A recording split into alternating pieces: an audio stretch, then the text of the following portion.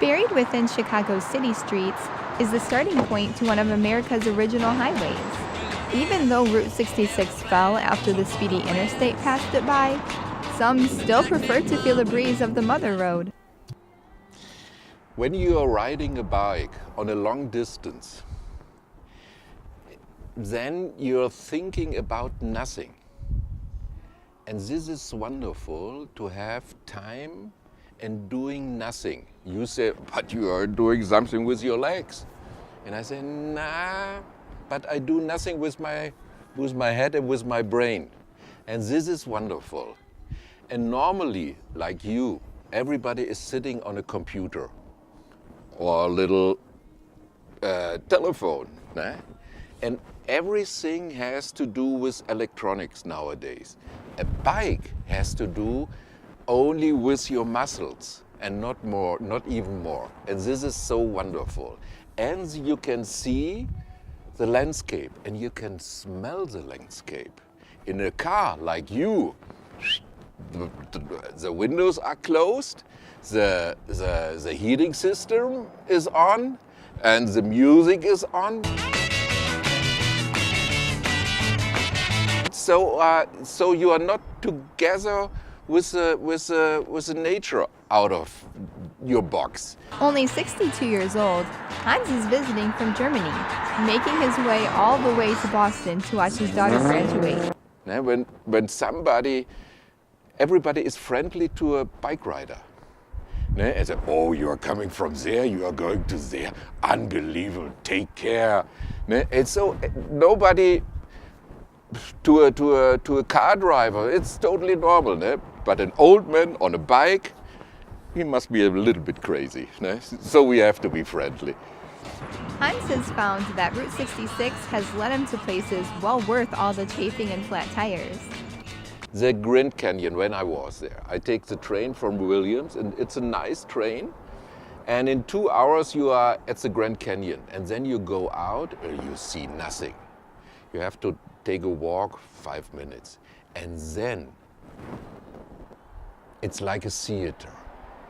It's opened. And when you see it, you're really shocked because it's so unbelievable big, and the colors there are so wonderful. This is really, everybody has to see it. Everybody. It's a must. There are other landmarks to see in other states, like Missouri, that are less spectacular but more nostalgic. Traveling along historic Route 66, you come across incredible places, just like Munger Moss, who actually still has vacancy after being in business for 72 years. And 72 years has been a real challenge for most on the main street of America. But as for the Blue Swallow Motel in Tucumcari, New Mexico, it remains just as it always was.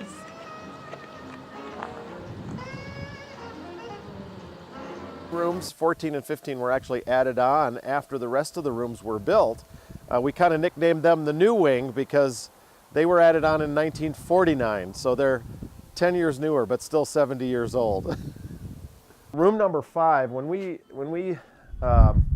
number 5 has meaning for us personally because when we came out to look at the motel, after we both became unemployed quite suddenly in 2011, we came out to look at the motel, and this was the room we stayed in.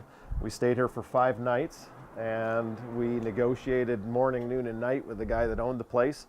That night, we came outside after he had the lights on, and this other couple was sitting out in front of their room, and we went over and started chatting with them, and they had wine, and they offered us a glass of wine, and we sat out there for the next couple of hours just chatting with them, and we just had such a wonderful evening, unlike any other that we'd had at a hotel or a motel, to actually spend time talking to someone like that, and it just was a magical night, and we said, we have to do this. It's a good thing they did, because that one magical night has kept the past alive still to this day.